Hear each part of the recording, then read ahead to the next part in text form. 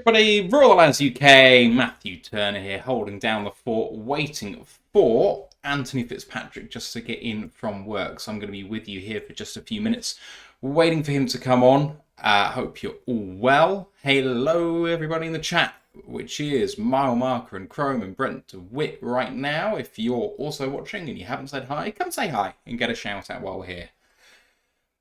This is, of course, Lions Chargers preview show, and if this is not the first one you've watched, you'll know that I am awful at coming up with names for the show. So I need a Chargers-related shit pun, please, to to come up with for this one. I have something penciled in, and it's terrible. Hope you've had a really good week, everybody, that you've made it through to Friday unscathed and having a good weekend ahead. If you're traveling to LA, hope you have a safe trip. Looks like we're going to outnumber them 4-1, which is going to be terrific. I'm looking forward to a really good game against a tough opponent. It's weird, but their expected win total isn't far away from ours per Pro Football Reference. So, you know, it's pretty mad. Carlton Wood's in the chat as well. Hey, Carlton. Hope you're doing well. Alrighty, alright. Yeah, so the name I have at the moment is a pun on a Christmas song, which is popular in the UK. So I don't even know if it's going to translate very well over there. It's by East 17. I'm not sure if that band ever made it. I can't imagine so. So we're going to go through a tiny bit of news, but unless I've been caught unawares, there's not really anything to go through in that regard. And then we're going to be doing Lions Chargers and doing a bit of a deep dive, as we always do.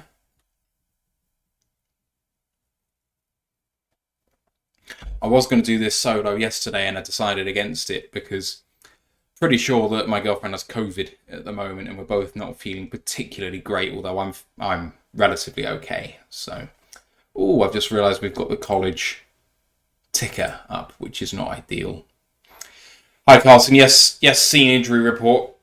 Got all of that. No problem there. No one that we really needed to play is on the list, particularly for me. But of course, we will break that down as well as everything else.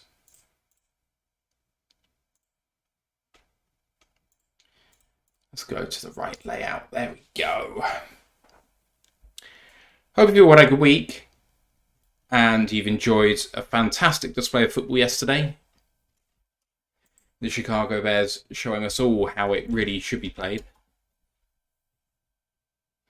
Oh wow, my desk really rocks and rolls, which is not ideal.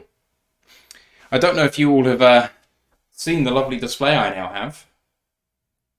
It's getting there as a Lions Den, I think. I'm pretty happy with it. These two here need a little bit of work, but otherwise, it's better than what I used to have anyway.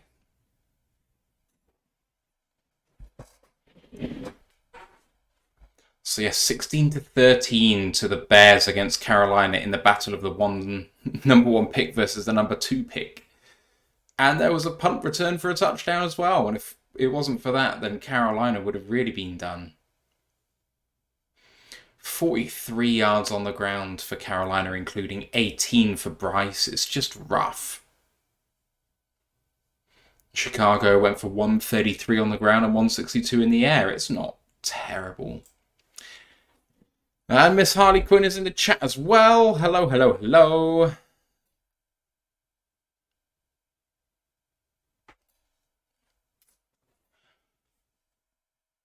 Just having a look and seeing what else is there. DJ Moore got a rush. Cole Kmet got a rush. I didn't watch the game because I'm not a sadist. Sadist? Masochist? Masochist is the one. Hello, hello, hello. Man Cave trending up. Yeah. It's getting there eventually. I was going to paint it Honolulu blue, and then I thought that'd be really horrible to look at, like, all the time.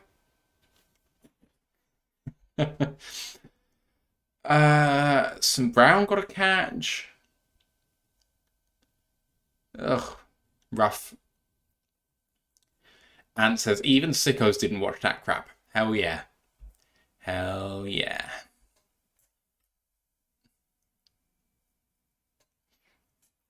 I like Miss Harley Quinn being abbreviated to Miss HQ. I like that very much. All right, all right. It's unfortunate because I actually had a little bit of money on the game and I had Cole Kmet scoring a touchdown. And if he had, I would have won a significant amount of money. So it's slightly disappointing that he fucking did nothing. 5 for 7 for 45. If you've got any questions for the show, you know what to do. It's at me, at the show, whatever you want to do. And I'll get it in for either during, if it makes sense, or at the end, we can talk about it. Harley's making a woman cave. I want to see it. Need to get it out there.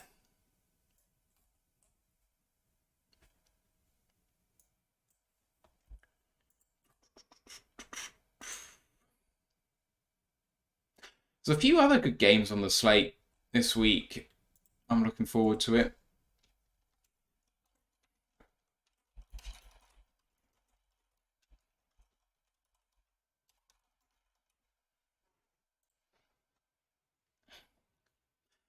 Mile Marcus says, how will we handle the sneaky safety blitz? I mean, safety blitzes are always the hardest to pick up, aren't they? I'm not fussed about it, though. I'm not worried.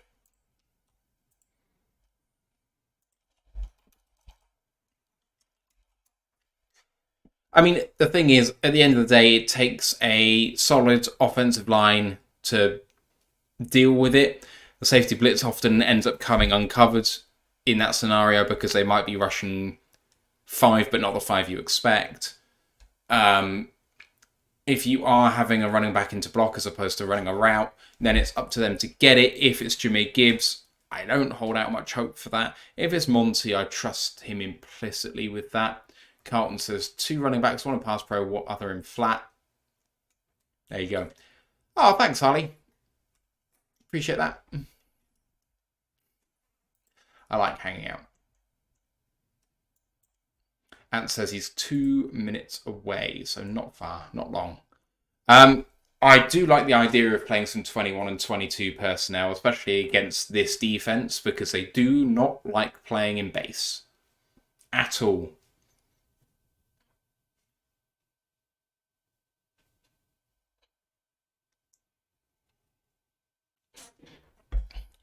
So, Carlton, presumably you'd have David in pass pro and Jameer in the flat.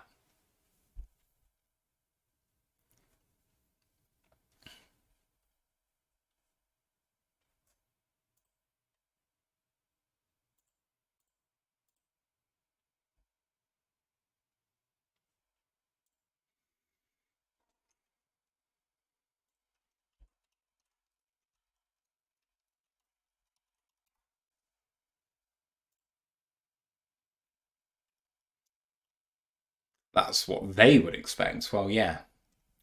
There you go. So who's staying up for college football tonight? Is there any college football tonight?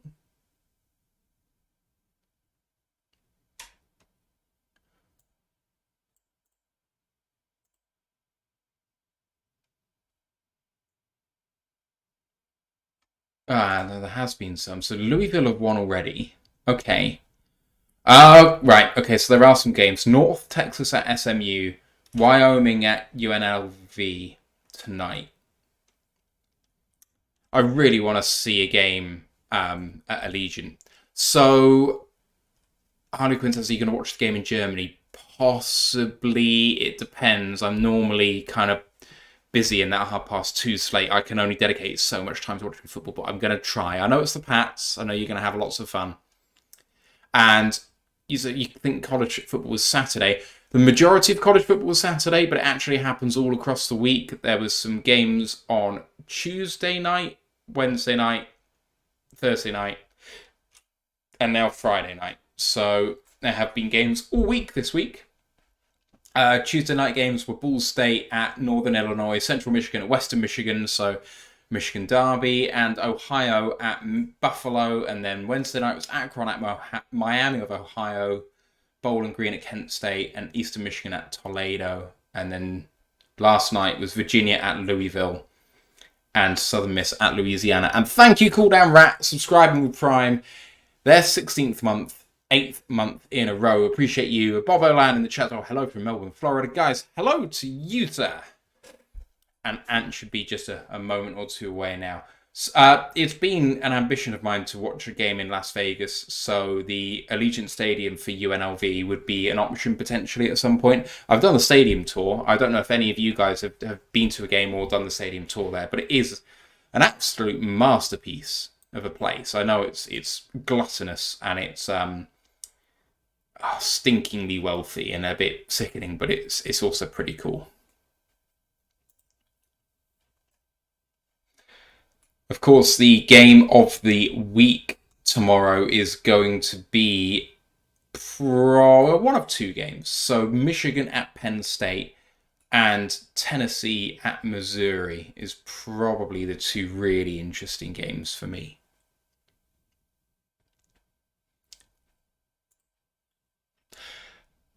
Carlton Wood says, Cool Down Rat sounds like an anagram. Mark says, did you hear DC during yesterday's one-on-one? He was specifically standing up for Decker and Sewell on the line. I did not get round to listening to his interview yesterday, unfortunately. I've heard most of the presses from this week, but not that one. Hey, Darth.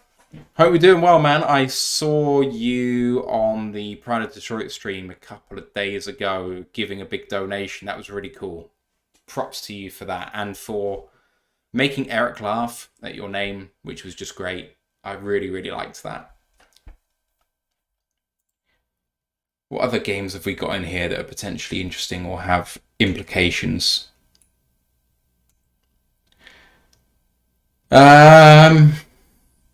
Miami at Florida State could be potentially interesting. Florida State should win it at a canter, but Miami are frisky.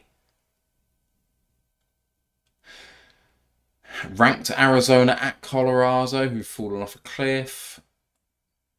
Texas Tech at Kansas, keep Kansas in the hunt. Alabama at Kentucky, that's not a complete layup.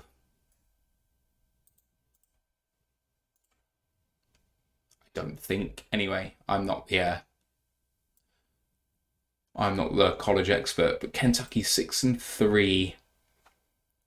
Including beating a ranked Florida, but getting blown away by number 1 Georgia, losing to Mizzou and Tennessee. That's a heck of a lot of hard games in a row. That's what happens when you're in the SEC.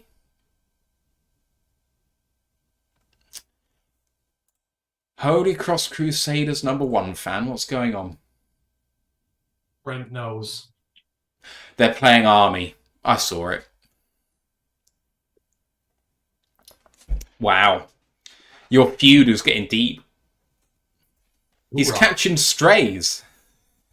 I'm petulant as anything. People should know that by now.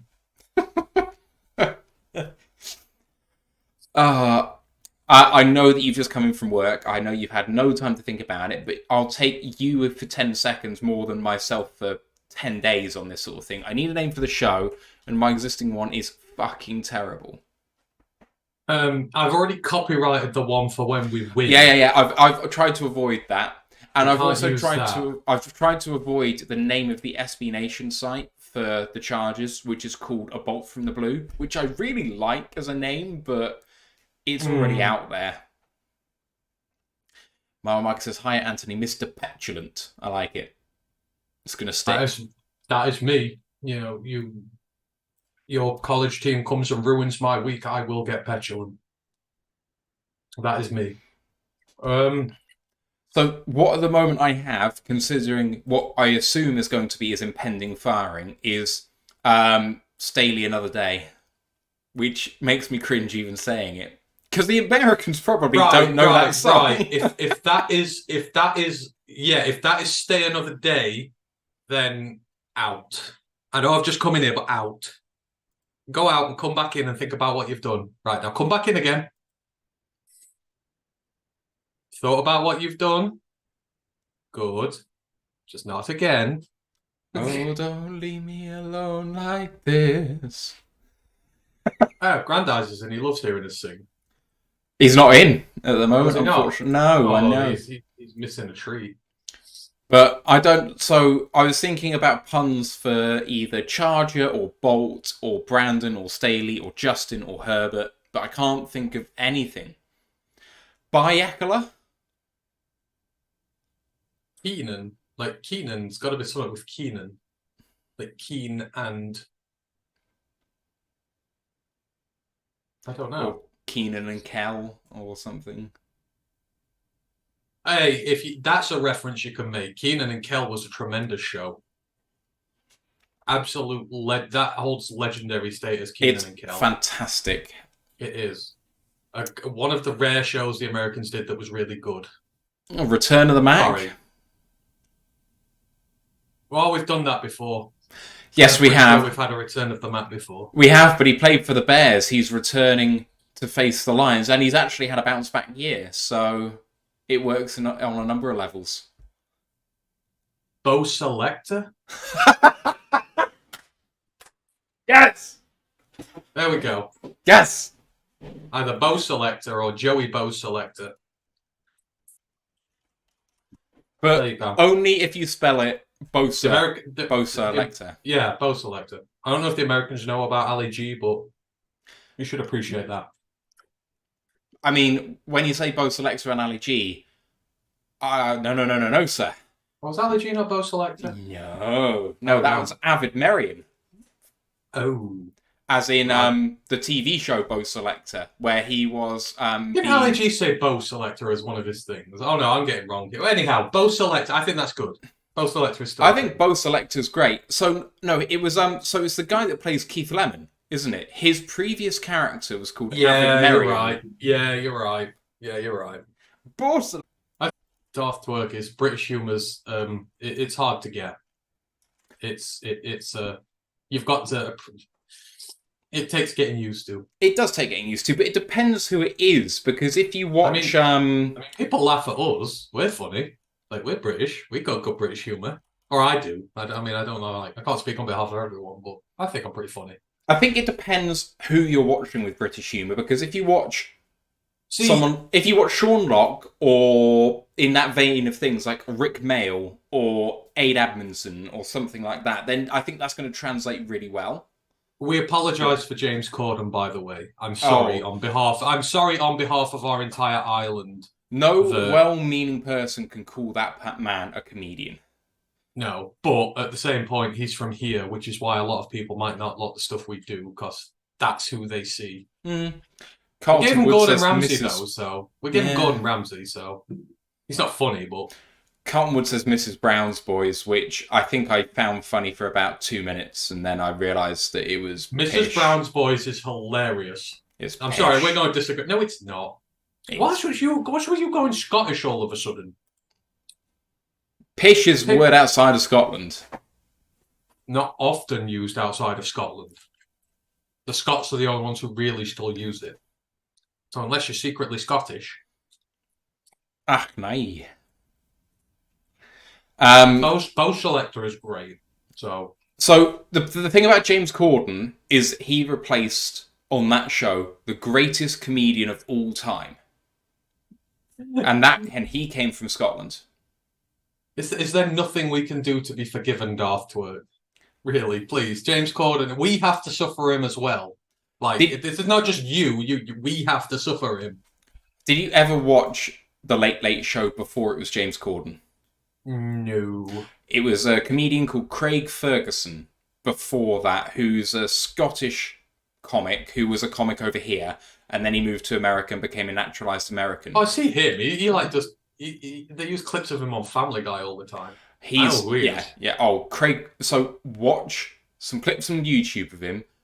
it's the sort of zany humour that deconstructs the whole thing, which makes me just think this is perfect. It's a great blend of like American and British television all at once. It's fantastic. He has, as his sidekick, a gay robot skeleton voiced by a comedian doing animatronics in the back, like with a thing. It sounds zany as fuck, but it works really, really well. Hey, we gave the Americans Mr. Bean. We should be forgiven for everything. Like, Mr. Bean forgives all. So I think we should be forgiven for that. Yeah, Darth Truck said he was on the Drew Carey show. Loved him there. He was fantastic on the Drew Carey show. Yeah, Drew Carey, yeah. The Drew Carey show was not great, but Craig on it was hilarious. And I do like Drew Carey. Drew Carey on Whose Line Is It Anyway is fantastic. Whose Line It Is Anyway is just a cheap knockoff of Mock the Week. I'm sorry, but it is. Mock the Week was created by the people who made Whose Line. Yeah, well, Mock the Week's much better. But Whose Line came first. Mock the Week is the knockoff. Oh, well, Mock the Week's a better knockoff. The odd kind when something is impersonated and it's better. Couldn't be more wrong. Yeah, it's so dry. I mean, I love the big, tall one, the lanky-ass one who's in 2.5 Men. He's hilarious. Yeah. But outside of that, no, they're not funny. Colin Mockery is my favourite, the bold one. Well, you know, you like bald guys, don't you? I do. You like me. I do. But no, Ryan Stiles, Colin Mockery, Wayne Brady. Fantastic. Who's the tall, goofy one who's in 2.5 Men? He's funny. I don't know if Ryan Stiles is in 2.5 Men. I've never watched it, to be honest. Is Judith's new husband, like, after Alan? Anyhow, he is in 2.5 Men. Yeah. Yeah, he is. That's him then. He's funny. I like him. They grow up on much else American-wise. I just grew up on Jerry Springer and... Oh, Jesus Christ. Was Judge Judy American? Sorry? She's American, isn't she? Judge Judy's American. Judge Judy, yeah. Judith Scheinlin. Yeah. My stepmother used to love watching that show. Oh, yeah. There's certain things I grew up on, but... Right. Should we get this show on the road? Yeah. Otherwise we'll lose people. Unless they like us talking about this sort of stuff.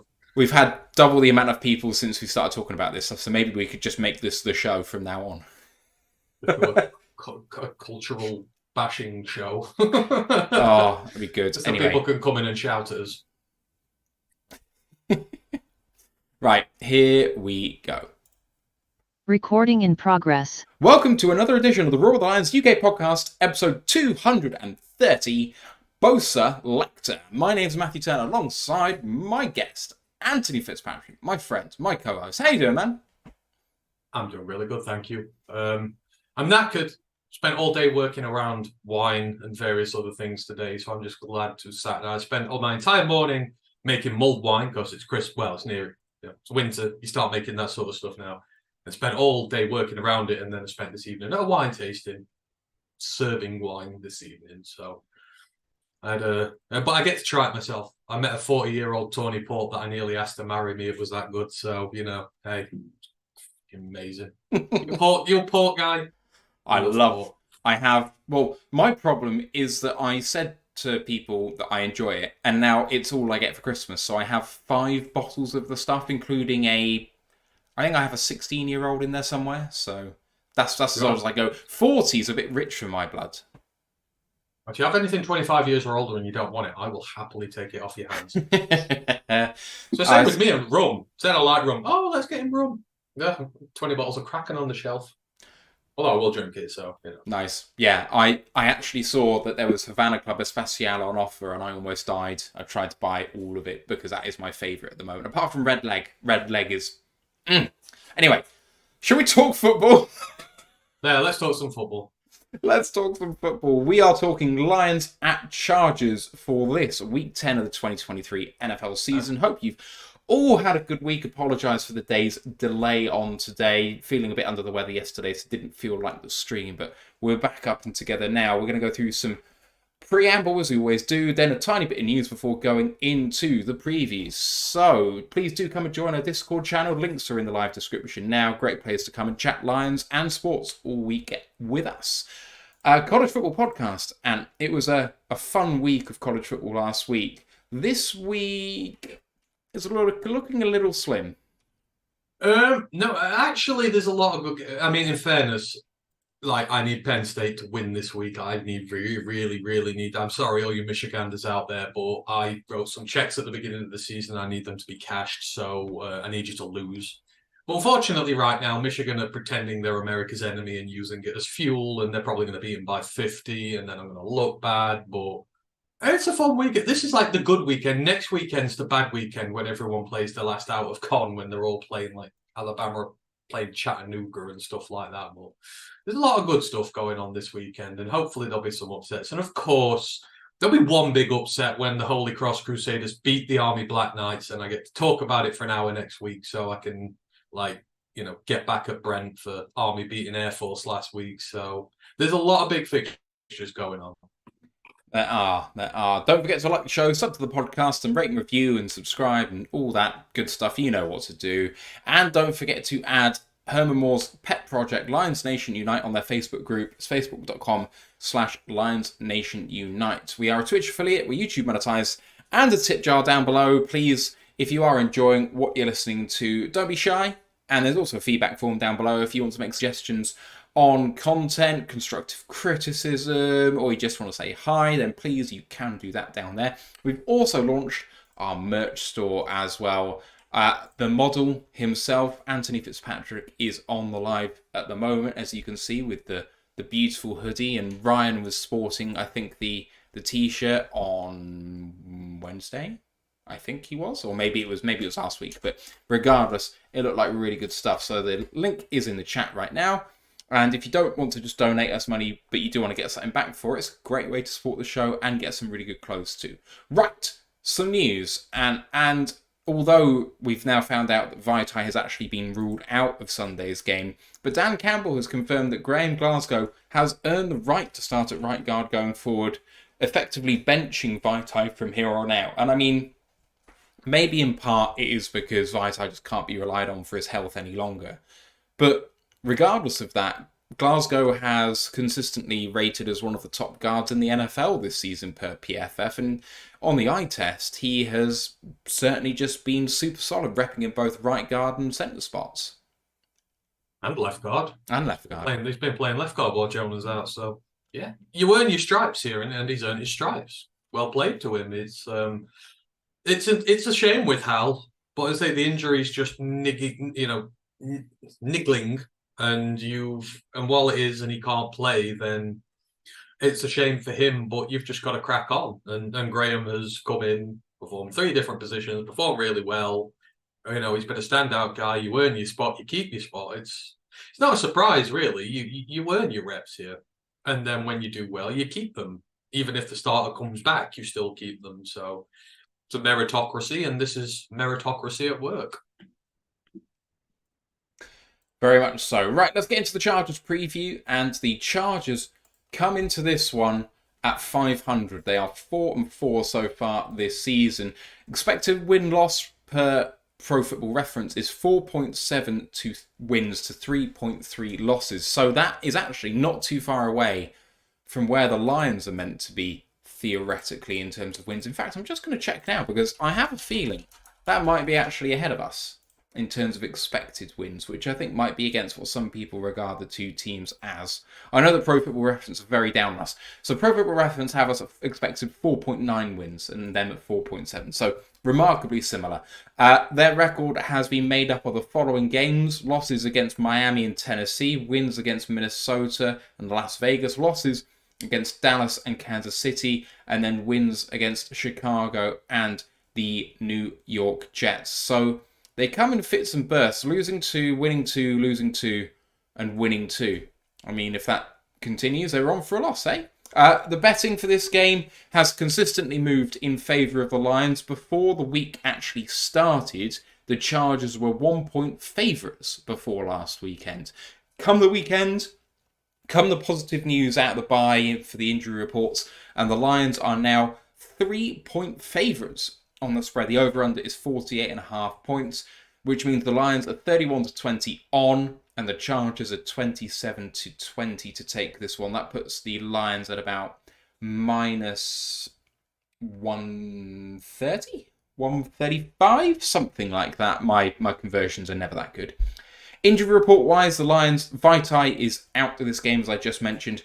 Also, Levi Onwuzurike is doubtful for the game. Doubtful never really seems to convert to actually playing, so we can assume, I think, safely that he's out too.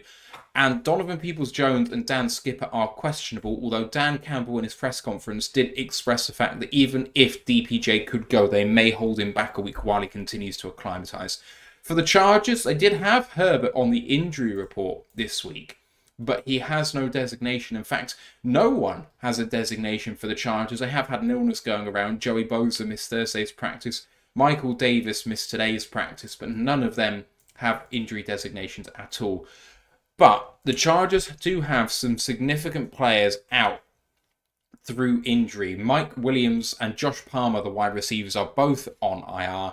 And on the non-football injury list is the centre Corey Lindsley. Of course, this is a team as well that traded away their high-priced free agent from last season, the cornerback J.C. Jackson, back to the New England Patriots for a late-round pick swap. And I'm going to go through the starters in just a moment. But the Lions, considering recent history, are relatively healthy, and that line has continued to move out in their favour. Yeah, I mean, it started at 1.5, I believe, and then it went out to 2.5. It's gone to 3, and obviously Vegas believes that there's something with us, and rightly so, because you've gone through all those bits there, and look at what glaringly stands out. You say they're 4-4. What are the 4 wins? At the Vikings, at home to the Raiders, against the Bears, against the Jets. Where's their best win there? Their best win this season is the Vikings, who, let's be honest, are not very good this year. They have been poor. Now, it was when they had Kirk. And then you look at the losses, Miami, Dallas, Kansas, and then you've got that weird one against Tennessee, who are rubbish. But you see a very big pattern there.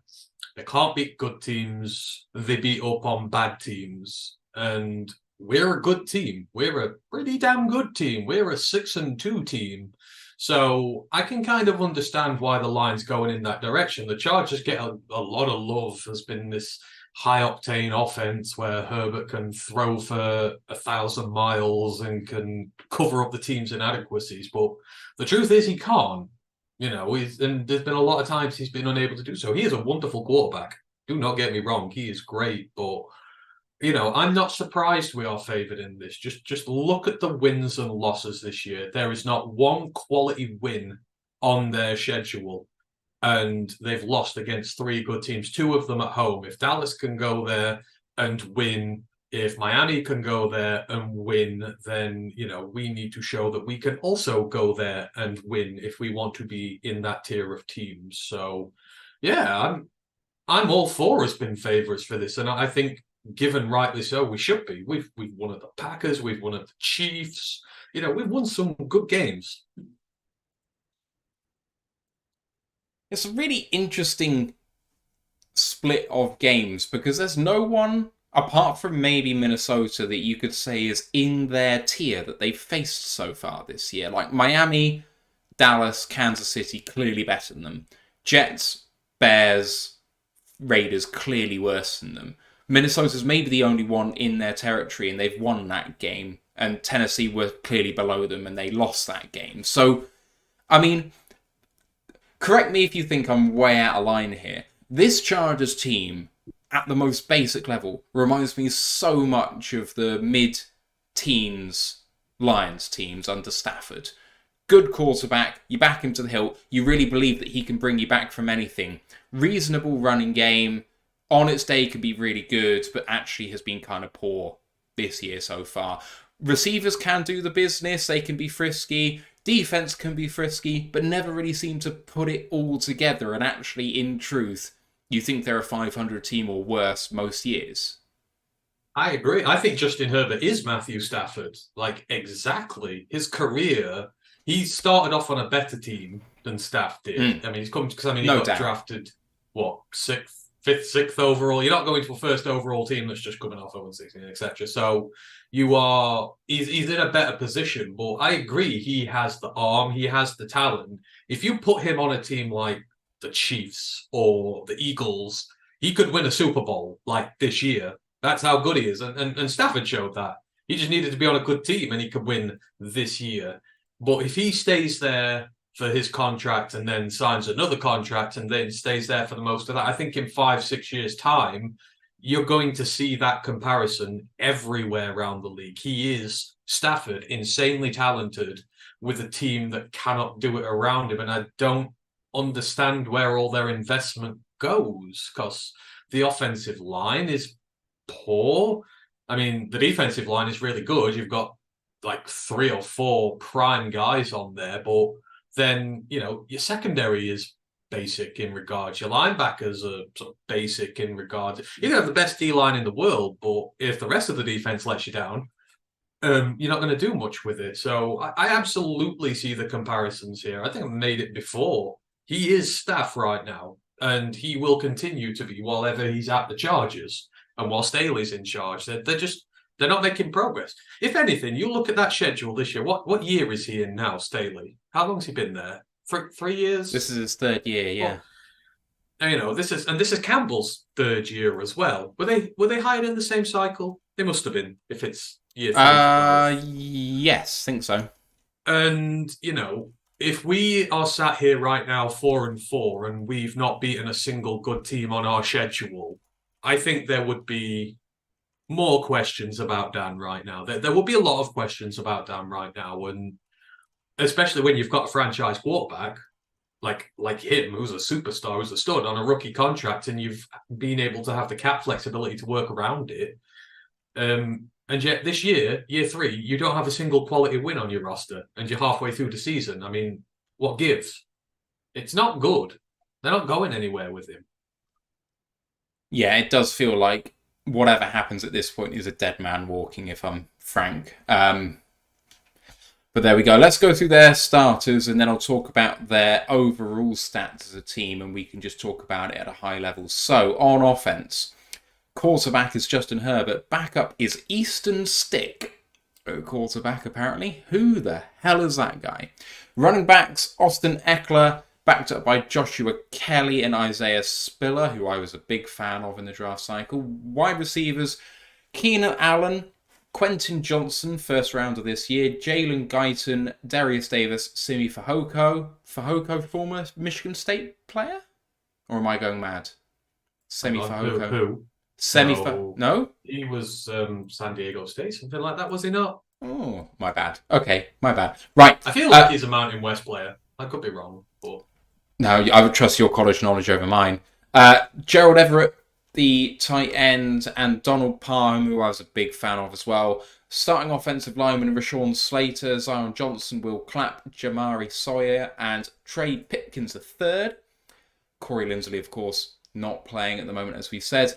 And the defense, Nick Williams, shudder, Sebastian Joseph Day, and Austin Johnson, the 3 downmen. The 2 outside linebackers are Joey Bosa and Khalil Mack, but backed up by what I consider to be a breakout star in Tui Pelotu. And the inside linebackers, Eric Kendricks, who you know very well, and Kenneth Murray Jr., backed up by, close your ears, Ant, Diane Henley. And then the back 4 for the Chargers, Michael Davis, Derwin James, Alohi Gilman, and Asante Samuel Jr. They've also got Dean Marlowe back there as well. The kicker's Cameron Dicker. Punter is J.K. Scott, again, who we know very well. And the returner is Darius Davis. And when you have a look at the starting lineup for the Chargers on both sides of the ball, what instantly comes to mind? I mean, big playmakers. Like, you've got some really big playmakers on this team. Obviously, you look at offense, Herbert, we know how good he is. He's one of the best. He's one of the most explosive quarterbacks in the NFL, can hit you anywhere with his arm. And on his day, he can put teams to bed very quickly. Make no bones about that. In Eckler, you know, they've got a really good running back, even if they don't use him as much as they maybe should. But, you know, again, on his day, he can take a team to shreds on his own. He can run 150 on you. No sweat. And then, you know, the offensive line's had some good investment on there. Rashawn Slater's been amazing. Zion's been, well, I don't know how he's been doing, but it was a high rank pick on there. I assume he's been doing well. I was kind of gutted when they got him there. So and then on defense, I mean, first thing you look at is the edge rushers, really, don't you? There's just so many good edge rushers there. You look at Mack, you look at Bosa, and then you quite rightly point out Poole as well, who's had a breakout year since he came in from USC. He's taken like a duck to water. Obviously, he's in the same area of the world. He went to college. He's very familiar with the area. He's settled in quick, and he's got two incredibly good role models to work with there. And you look through all of them. You've got Derwin James, one of the best safeties, going to Asante Samuel, had a strong start. There's a reason why this Chargers team is dangerous. Is because there's playmakers at nearly sort of every level of it. It's just them working together as a team, and their coaching been absolutely terrible, which sort of holds them back. But if the coaches have a good day, then they could be a danger for anybody. But there's a lot of players I like on that team, and I don't know why you mentioned Diane. He's not a starter. You were only meant to mention starters. You just kind of ruined me, but he's taken to life well there as well. So yeah, there's certainly a team you got to respect. Like, absolutely. There's just so many game changers in there on offense and defense. When the draft cycle came round last year and we were having a look at who we could pick at 6 and 18, at 18, if we had gone elsewhere at 6 and edge rusher seemed to be the one that came up, I think Poole was the one that I was most on board with at that sort of position, which maybe would have been a bit of a reach for him at the time, but I think he's been so damn good, and we'll come on to him a little bit later. I think he's benefited potentially from starting... One of the best edge rushers in the league with there. That's... Exactly. Can you do it when there's no Bosa and Mack in there is your question. It's the problem Aiden's had here. You don't have a stud star pass rusher on the opposite end to take the pressure off. That's taking nothing off Poole at all. I mean, you've still got to go out there and make the pressure, but it helps when Mack and Bosa are just like getting absolutely double teamed and that to hell. You'll get a lot of one-on-ones. You've still got to beat them. It's a danger. And, you've got a lot of dependable guys in there as well. Like the likes of Joseph Day, he's been there, done that, been to a Super Bowl. He's a high-level nose tackle to anchor and build round. So the D-line's formidable. It really is. The overall stats for the team, PFF have them as 17th overall, DVOA have them 12th. On offense, PFF have them at 19th, DVOA have them 8th. And on defense, PFF have them joint 18th. DVOA have them 23rd, but those overall stats mask quite a few things, which we'll get into now. So on offense, in terms of formations, they play 90% of their snaps in only 2 formations, 62% of them in 11 personnel, and 28% of them in 12 personnel. So they really don't vary up particularly much. In 11 personnel, 62% of the time, they have 0.02 EPA per play, and from 12 personnel, 0.1 EPA per play, so far more efficient in 12 personnel, which some people might find a surprise, but I will tell you why in just a second. They're met the majority of the time in nickel fronts. People counteract their 11 personnel by going heavy nickels, so find that at least more than 50% of the time they're facing 5 or 6 men back there to counter those receivers, and they're trusting that the run defense will hold up. I anticipate us doing very much the same there. Overall stats for the offense, Herbert is 189 of 282. That's 67% dead. 13 touchdowns to 4 interceptions. 97.3 passer rating. 66.6 QBR. PFF grade of 74.4. Leading rusher. Is he the leading rusher? Because he's been very injured, actually. Sorry, I'm going to check myself before I wreck myself here.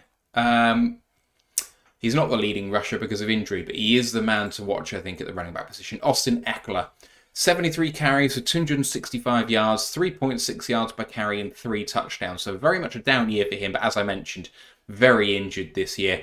18 receptions on 28 targets, 11.1 yards per catch, 200 yards, 1 touchdown. PFF grade of 59.6 for him. Josh Kelly actually leads the way there with 323 yards on the ground.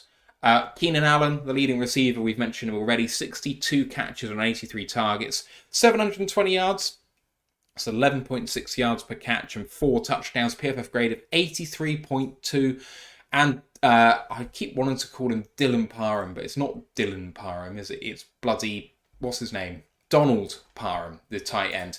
He has had a very good season, I think, because he's been a bit of a red zone threat for them. He's only had 13 catches on 24 targets for 104 yards, which is 8 yards per catch. But in those 13 catches, he's got 4 touchdowns, and I think that's why the EPA per play is up when there's 2 tight ends on the field, because he is very much number 2 to Gerald Everett.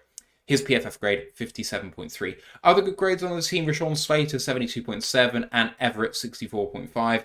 Some of the worst grades on there come from the other tight ends. Smart with a 42.4, and McKitty, who's barely got on the field to be fair to him, but he's on a 30.4.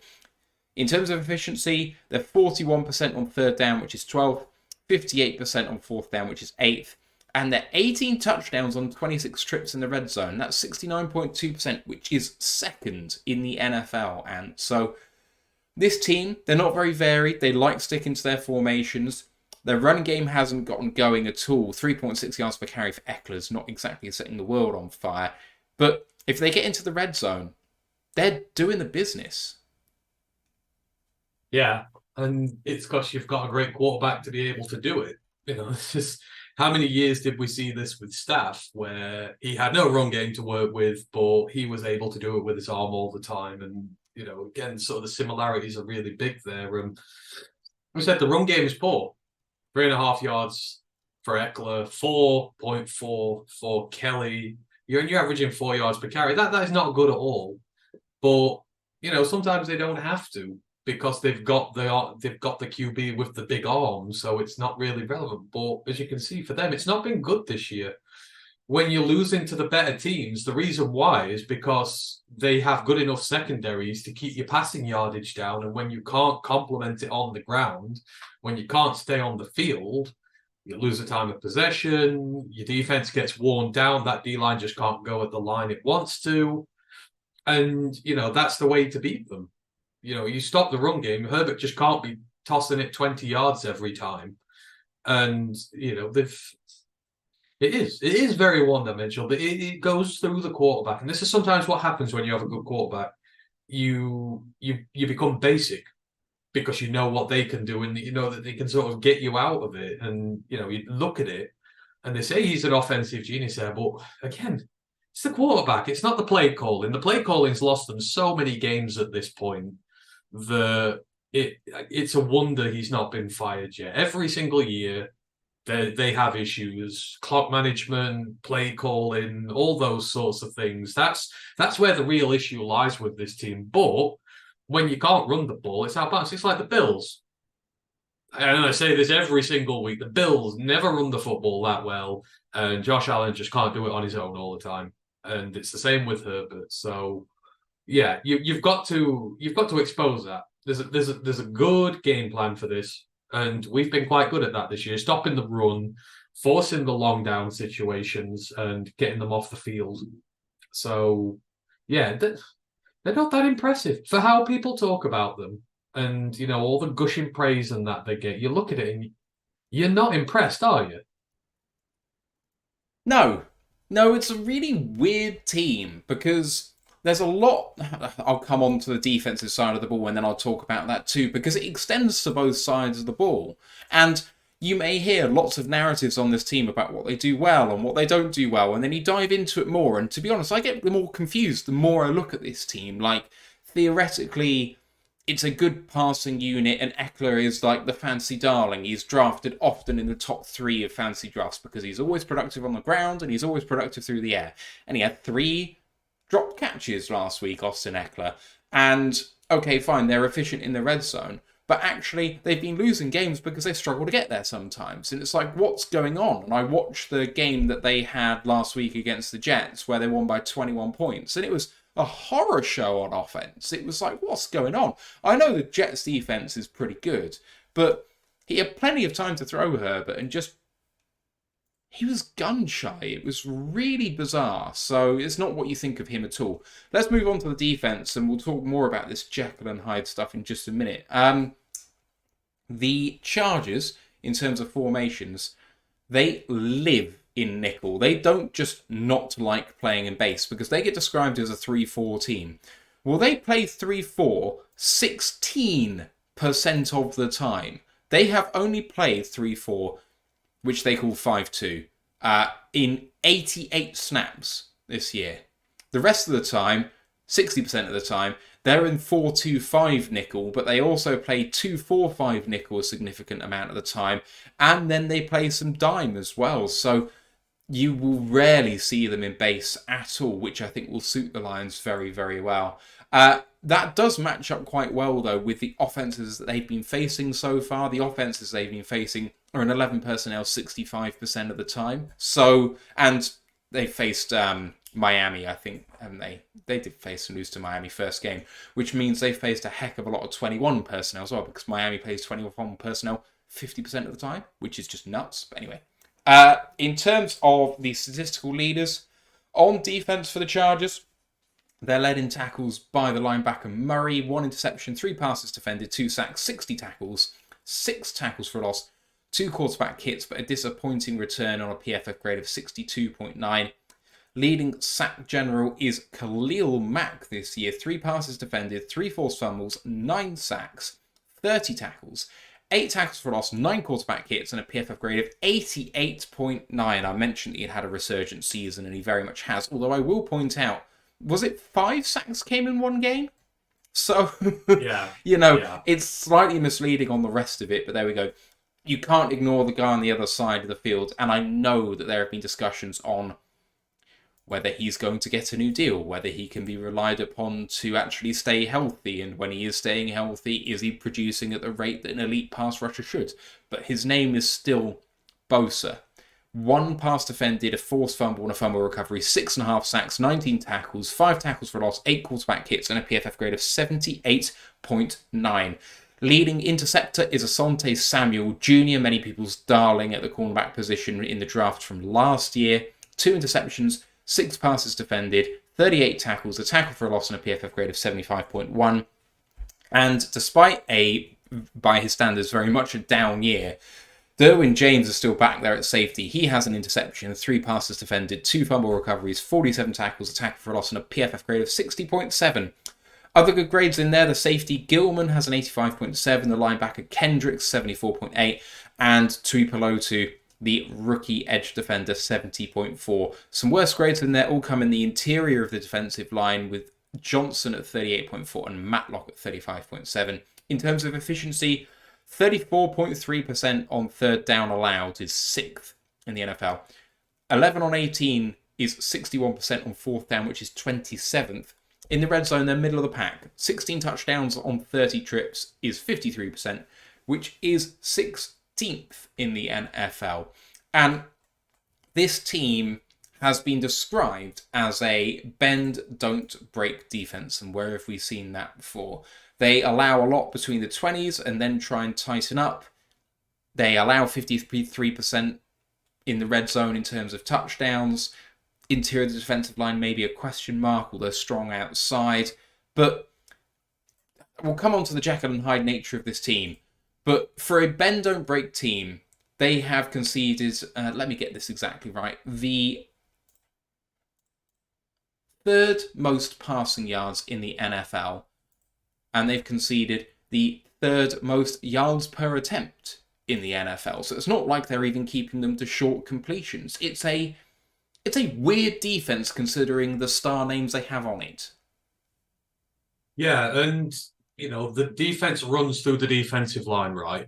And you can put in stats there that the secondary, they've got good production on there, but the secondary get good production because of the pressure that the defensive line gets. Forces QBs into errant throws, and then the opportunity to get turnovers arises. But what the good teams do, like when they play the Dolphins and that, and they use their motion You know, it takes a defensive line out of the game. When you've got guys like A-Chain and Tyreek Hill, etc., you get towards the perimeter, you take the defensive line out of the game, and then you really hit them on the ground. You hit them hard. There's vulnerability to be had there. And then when that happens and you have to drop your defense back, then this is where the big opportunities come from. So, you know, there's a blueprint to be had there. You look at these teams who've gone there and won. Like the really good teams, let's say Kansas use a lot of motion when they play. The Dolphins use a lot of motion when they play. The Tennessee Titans, God knows what they did. They just must have caught the Chargers on a bad day. But the point still stands. I think when you come up against an offense that's not traditional in the way that it plays, they struggle a lot. And all of a sudden, all those playmakers are taken out of the equation. So it's a weird one with them. There's so many star players on that defense. You think it should be a top unit, like really good unit. You've got 3-4 star guys on the D line alone. You've got a couple of stud secondary guys. You've got some good linebackers in there, but they can be. I think it'd be fair to say they can be out schemed. There is schemes you can put in place to nullify a lot of that talent they have, and I think the losses confirm that. Because I mean, the losses, they're usually high scoring, but you have to put up a lot of points on this Chargers team to beat them. I mean, they're consistently sort of hitting 25 to 30 points. They'll always put a lot up there. But the teams that are able to beat them are the ones that have the firepower offenses that can overcome it. So, yeah, it's a really weird one. And I feel like we're quite suited. Like, we have the weapons to be able to really have a good go at them this weekend. Because we have a lot of motion guys we can use. We've got a really good play caller who will be able to nullify their sort of top projects on there. So, yeah, they're just an odd team. Like they shouldn't be 4-4 and beating nobodies like they're doing, and then just sort of fading away when the good teams. They shouldn't be. They're better than that. But I think this just all stems. You just go around in a big circle and come back to coaching. You know. The OC, the DC, the head coach, they're all not great at their jobs. Yeah, they really aren't. Thank you very much to Joshua Mercer 7, who subscribed at Tier 1 on Twitch for his 4th month, saying 7-2 incoming. I hope so. Let me just illustrate the point that you've made about their offense here. They have not scored less than 17 points this season. They have scored, in order, 34, 24, 28, 24, 17, 17, 30, and 27. This isn't an offense that doesn't put points on the board, but equally, this isn't a team that can shut people down on offense unless you're called the New York Jets and unless you're called Zach Wilson. They even conceded 13 to the Bears. So, you know, it's not a defense which has been doing much. And defense is the really weird thing here because, and I saw a few people in the chat make this point earlier, this is one of the worst pass defenses in the NFL. But is it? So I hear this about the large amount of yards, and in terms of EPA per play, they're one of the worst on passing defense. And it's like, okay, but this is by scheme and this is by design. They are not looking to compete with you between the 20s, and so they are giving stuff up quite a lot. It should be very familiar. Because this is what we used to do not that long ago. You know, this is the sort of defense we're looking at. It's not dissimilar to a hybrid sort of Patriots philosophy in terms of how you play a football game. Not in terms of the actual defense's run itself. It's more of a cover 4 type. But, you know, it's a quarters defense. But it's one of those that really doesn't mind giving up yards as long as it doesn't lead to touchdowns. And they don't want big scores over the top. So they have shut those down for the most part. And if you have a look, and I know that people aren't going to like me just quoting PFF grades willy-nilly, but if you have a look at how they're ranked on defense, 71.6 overall, which I mentioned, their run defense is their worst by far, 61.2. Their coverage is the highest rated part of their defense at 74.2. When it comes to pass breakups, they're not shy when it comes to what matters. But what they do is they try and play as many DBs as possible, remove people from run defense. And so, Ant, this brings me nicely on to talking about how we're going to play against this team. And I've kind of gone ahead of myself here because I was going to talk about the Jets game, but screw it. On offense, in order to win this game, the Lions have got to run the ball down their throat. It's clearly where their weakness is. It's clearly where they allow a lot of production to happen. And if the Lions can control the ball that way and win time of possession, it's going to go a long way to winning this game. I mean, I think we've just got to play we've just got to play to our strengths. We're not going to worry about what they are and what they can do. We've just got to play to how we can do. Strong run game. We've got a running back, one back, and you move the change. You put ourselves in our good situations to use our playmakers. You nullify their defensive line. That's the way you win this. But I don't know. I kind of do think there is something to this secondary with them and to do with the pass game. I mean, the game I quote back is the one I watched against the Bears a few weeks ago. They were rubbish. If Justin Fields had have been playing in that game, they might have had a really hard day of it because Bagent threw some horrible picks, but they hung with them. They struggled. And weirdly enough, the Bears couldn't run the ball on them. One thing the Bears actually do all right is run the football. They couldn't run the football to save their life against the Chargers, but they threw it on them. And, if you're a Chargers fan, you're like, why is Tyson Bagent skinning me? He got 250 yards. And it was one of his first starts on the road, and he still looked good. And you look at the quarterbacks who have beaten them. Mahomes threw for about 450 yards on them.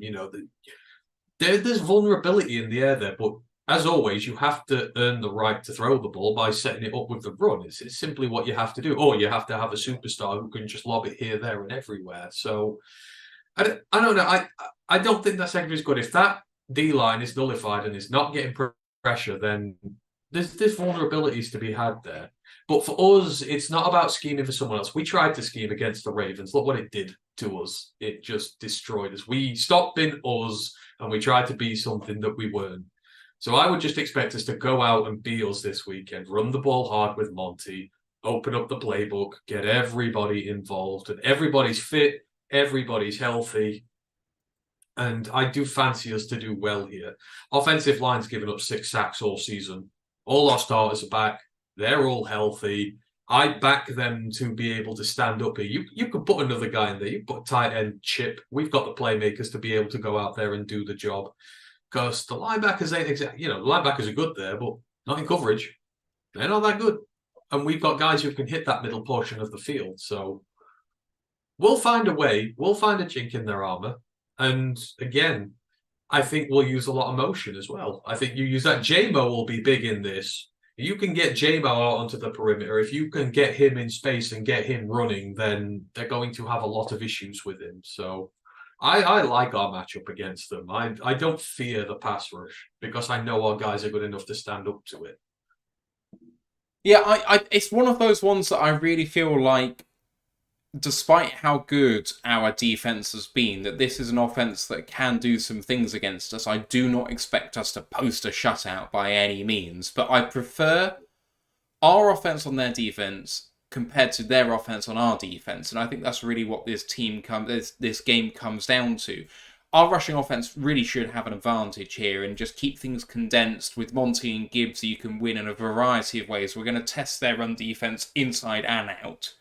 When it comes to our passing offense, they're so weak in the inside linebacker spot that you mentioned already. Kendricks, while he has a good PFF grade, I don't think he's set the world alight. And their leading linebacker in terms of tackles, Murray, he's been relatively poor, really. And when those are the two guys in the middle, and we've got Amon-Ra St. Brown, Sam Laporta, and maybe, as you mentioned, J-Mo coming over the middle, or Khalif Raymond, or other people who can kind of do that middle of the field work. Josh Reynolds has done that too, to some extent. We've got some significant matchup weapons in this position of the field where they're weakest. I feel like we could really hand it to them. Yeah, we could. I'd say we match up well against their offense as well. I mean, you look at the teams who've beaten them, like picks. Turnovers is the equation there. Chiefs, multiple turnovers. Titans, multiple turnovers. Dolphins, multiple turnovers. And they won those games now, but narrow margins. What was it? 2 points the Dolphins won by, 2 points the Titans won by. So, yeah, they've got an explosive offense, but you get turnovers, and again, you can put up more points than them, and that's how you go about beating them. And we've been very good at getting turnovers this year. We've been good at getting pressure off the defensive line. There's a big ass bullseye on that right hand side of that offensive line of theirs. I mean, away from Slater and Johnson on the left, there's so much vulnerability there, and it's weird that they've not addressed that, especially in that conference they're in with all those pass rushers they're against. You'd think the offensive line would be the critical priority there, but pressure and turnovers is the way to get it, and we've got the tools to do it. But our defensive line does have to stand up here. I mean, we do need to start getting more end product, and that's going to be big for us this weekend. Can we start turning that over? Can we get some genuine pressure? I don't want to be top of the pressure chart no more. I want to be top of the sack chart. I want to be top of the tackles for loss chart. You've got to disrupt the rhythm of this, and you've got to keep them off the field.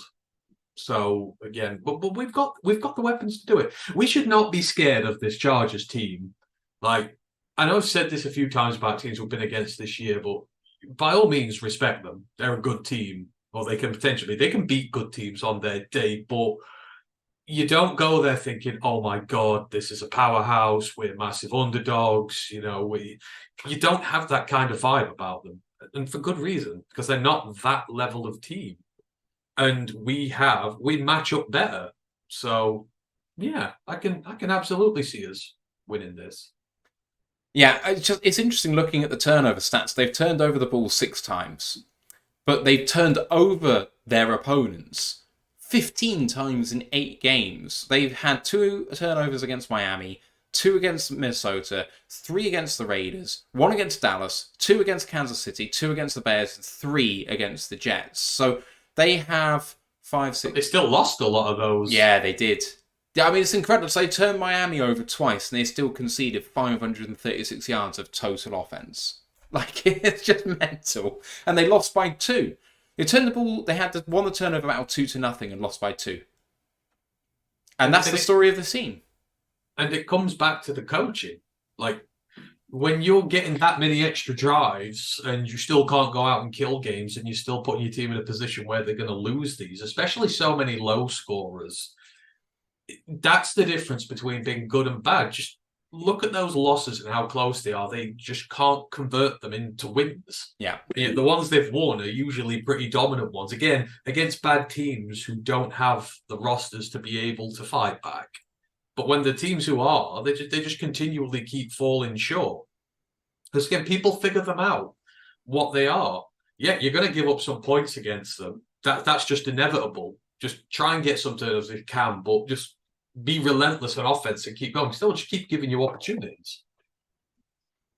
Yeah, they will keep giving you opportunities. Okay, so if we match up really well against their defense, against their offense, then what do you think we might be looking at doing in terms of playing against people like Austin Eckler, Keenan Allen? I won't say Quentin Johnston, because I don't think he's been anything much this season. I don't think Everett's a matchup weapon particularly, but Eckler and Allen on their day are monsters. Yeah, obviously the first thing you're looking to do is stop the run. It's always the top priority in the game is to stop the run. And the Chargers have not been great this year, but they have had some good days as well on it. And you can't allow a quarterback like Justin Herbert to be in short yardage situations where it's a lot easier for him. The reason the turnovers are there, the reason the plays are not quite there is because teams are always able to put him in unfavorable situations, which make it difficult. And then your pass rush goes and does the work. So first and foremost, you've got to just shut the run down. They're not good at running the football, simply. They're great at bad all year. The running backs are not getting many yards per carry. That's what you've got to do as our defense first and foremost. And then we've got to create pressure on Herbert and then give opportunities for our guys in the secondary to take the ball away. Takeaways are going to be vital in this. You can turn over the ball 2 times, even 2 times, 2 extra possessions, some more points on the board. You can beat them. You can put up enough points because you will get enough drives to be able to put 30, 35 points on the board, which you need. And that's what you're going to need, really. You're going to need to go there and put up 30 to be guaranteed winning there. So that's what you do. Stop the run, bring the pressure, force the turnovers. That's what we've got to do here. It sounds very simple, but at the end of the day, sometimes it is. This is what it is with this team. They are prone to turnovers if you put them in the situations to do so. When you have a big gunslinger like that, he will air it out and he will give you opportunities to take the ball away.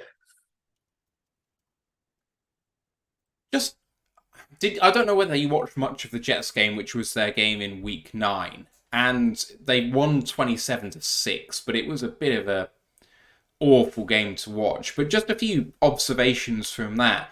And the first one I kind of already mentioned, but on offense, Herbert seemed to have plenty of time to throw the ball. The Jets didn't seem to get too much pressure, at least early in this game, despite having that defensive front. I thought that the Chargers O-line handled it quite well. But their receivers never seemed to get any separation. Herbert seemed to kind of hold the ball a long time before checking it down all the time. And Eckler, I mentioned, had his 3 drops. But they really struggled to move the ball early. We know the Jets secondary is obviously very good with Sauce Gardner and other people back there. So it's a stingy defense. But Herbert seems sometimes reluctant to get the ball down the field quickly until you get into the 2-minute drill, and then he looks every bit like the Herbert we're used to. But until he's kind of forced to through time pressure, I feel like he's gone a bit conservative. Is that not a play calling thing, though? I think a lot of people have suggested that, because it's all good having the big arm, but look at, again, I hate to keep using the example, but look at Buffalo.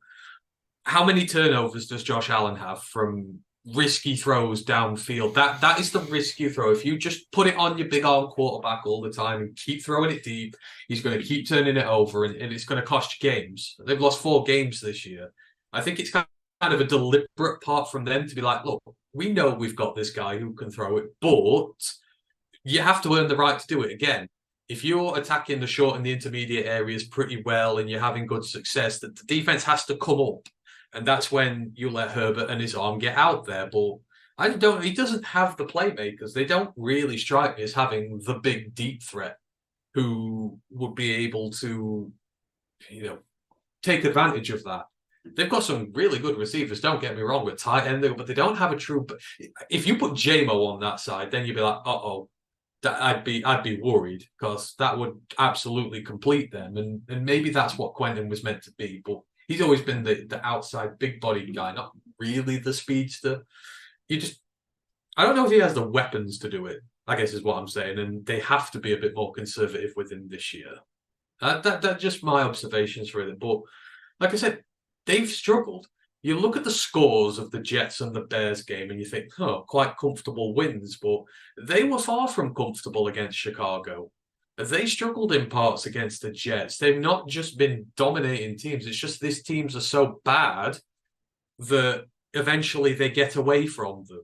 Like you said, the Jets early, good success, stopping him throwing the ball. Secondary, tight, disciplined, making him hold on to it, making him take the good throws, which is good. That's what you want. You want him to take his eye downfield and look for checkdowns and not be able to throw the ball. But you can't do that for 60 minutes because you get tired. And when your offense can't stay on the field, it's just a war of attrition. I think it's with those two teams. It's the same with the Bears. It was a war of attrition. They struggled early on, but just because the Bears couldn't do anything on offense, they eventually succumbed. And that's all you got to do with this team. Hang with them and grind them down in the opposite fashion. And I think that's what the teams who've beaten them have done. That's the one thing the Titans will do well, is if they drag you in a street fight, they'll grind you down. And that's what they did against them. So, the template's there. The Jets showed you what you can do to keep that offense in check. And we've got the offensive firepower to capitalize on that. And then when you make them desperate and they have to start resorting to that big throw, you can prepare for it. And they don't have the guys to burn your secondary with it. Yeah, I mean, it's staggering looking at the stats from the Chargers-Jets game. Do you want to guess how many yards of total offense they had before sacks are taken into account? I'm already looking at that page, so I can't pretend to 220. Before sacks are taken into account. If you include sacks, it's 191. The Jets allow sweet FA. Yeah. And, it's 5 sacks allowed on the day there. You win the time of possession by 10 minutes and still you can't beat. And that's kind of my point. The Jets did everything right. They turned the ball over. They got pressure on Herbert, and they just didn't have the off. If they had Aaron Rodgers playing, they'd have won that game. I probably would have reversed the score round. Maybe that's where it's at. So, and this is what I mean. This Chargers team. We've put away bad teams this year. Like bad teams, we have just trampled them and made them look bad and absolutely dominated them. You just don't feel like the Chargers have done that this year. They've the other team has danced to their tune. They've just been bad, and they've just not been able to capitalize on good situations. Well, and you look at the Jets pass rush. I mean, it's not elite.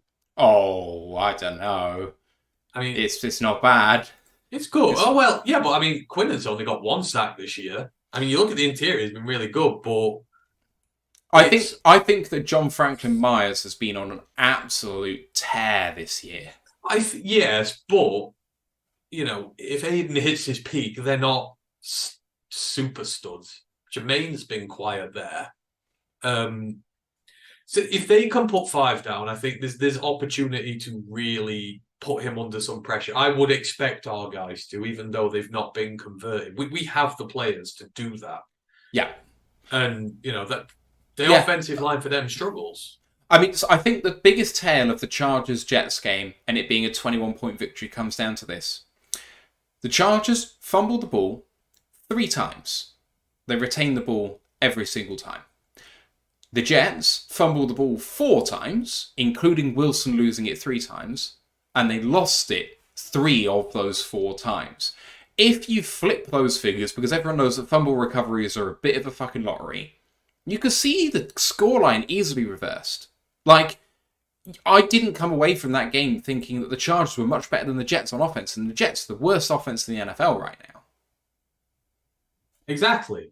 And again, it was similar with the Bears. The Bears had opportunities to put points on the board in that game and to put them under some real pressure.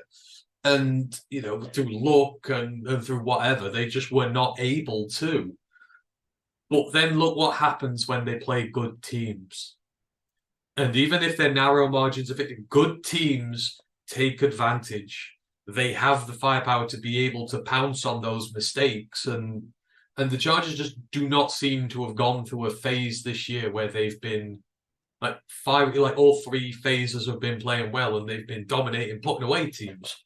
Even in the blowouts, it's just laid bare to see that there's a lot of vulnerability in that team.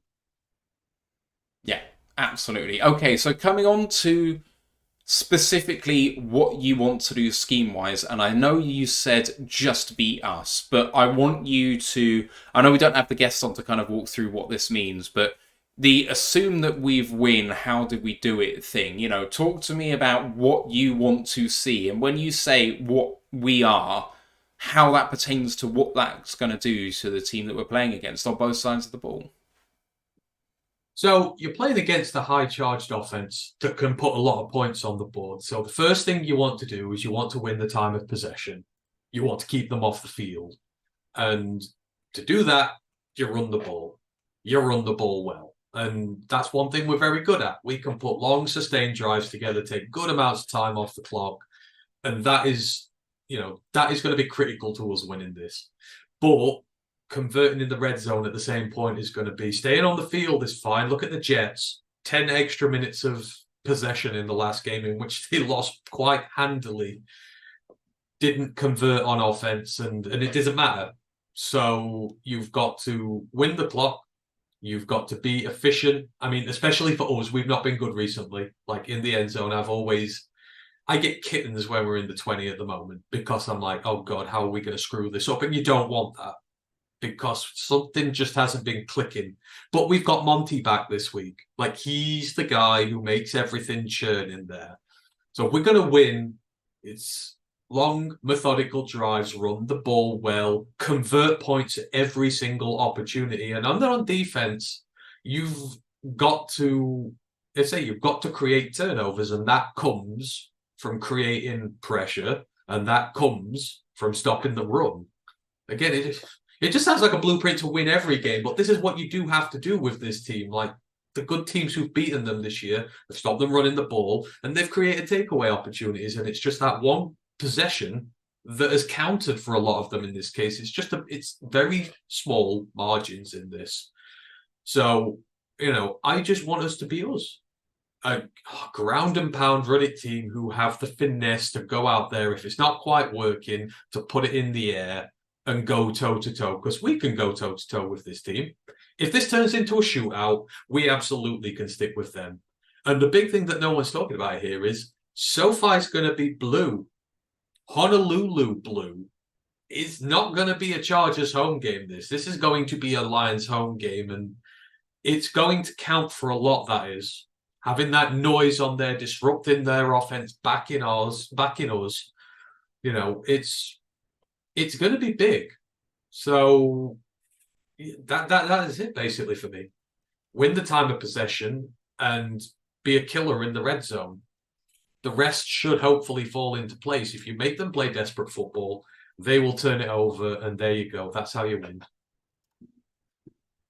So for me, obviously it comes down to stopping the run, but for me, I don't want to see us actually putting too many men in the box, and I want us to win it with light boxes if we can, because I do think that, the real thing here is to try and blanket their receivers and make Herbert hold the ball, and I think that we have to do that by only rushing 4 as much as we possibly can, and if we can get away with rushing 3 and only having 5 or 6 men in the box, I think that would be a really, really good thing for us to get away with, because I don't want us to... The way that I'll throw it in reverse. The way that we lose this game, I think, is if they become very productive through Keenan Allen, because he's the one big threat who's actually been productive and played very well so far this year on that team. So have him double covered at all times, try and force Herbert to throw the ball, but have everyone covered as much as possible. So whatever you can get away with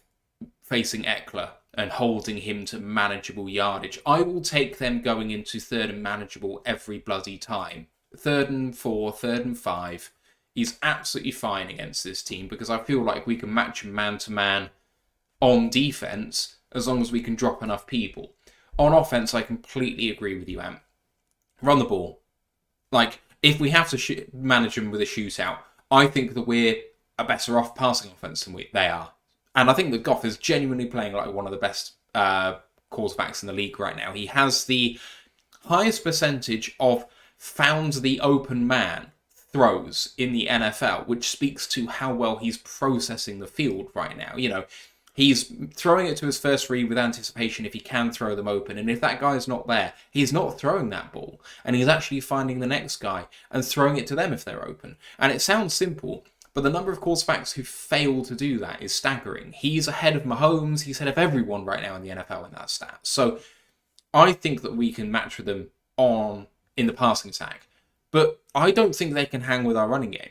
And people have been saying, maybe Jameer's the guy who really should take it going forward. But people forget how bloody good David Montgomery was before he went out. People were talking before the injury about how this guy had taken the league by storm with how many touchdowns he'd got in his first few games. I mean, he was leading the NFL in touchdowns after 5 games or 4 games, or whatever it was. He was on an absolute tear. We need both of them firing like that. I want to see 21 personnel a few times. Montgomery's an excellent guy in pass pro. Jameer is not. He's getting there, but he's a bit of a liability in that regard right now. But if you've got 21 personnel out there, you can run it inside, you can run it outside, and you can throw the ball with Montgomery in pass protection and Jameer running her out. Why not? Let's see a bit more invention in that way. But if we can establish the run, then the play action over the middle of the field comes in, and Amon-Ra and Sam Laporta are going to tear him to shreds. I do not see them being able to hang with us on defense. No, I don't think so. But like you say, again, to point an emphasis on just how much the run means for this. I mean, you go back and look at the Miami game. 540 yards of offense, 70 of it was running, like just 70. They had 5 minutes less possession in the game. They won by 2 points, only just. You could put up 550 yards of offense through the air, and that's great. But they will keep up with you. That's the thing. They will keep up with you because they can score quickly as well. So that is where, if you can take that clock into consideration, then you don't need 550 yards to beat them. You could do it with 300. I mean, that's all you need, as long as it is enough to chew up the clock and not give them opportunity to be able to score. So that's how critical it is in this game. Like I say, I think we could do it in a gunfight against them. I would rather not. I would rather have us 36, 37 minutes of possession, some nice healthy stats on both sides of the ball, and just wear and tear them down. That's going to be the easiest way for us to win this. Because if you go into a gun shoot, then it's, well, last possession could win, and that's out your hands. So that's why, for me, it's really big in this one. And I don't think they can do the same to us. I don't think they can run it with Eckler and ground our defense down and tire them out and do that. I think they can score quickly, but we can stay fresh and we can create opportunities for it. Yeah, Eckler's not the ground and pound type of guy, is he? He's not Monty. Monty can kill a game like this. He could run for 120, 130. Maybe he's only grounding it out of 4.5 yards carry. Who cares? I don't care.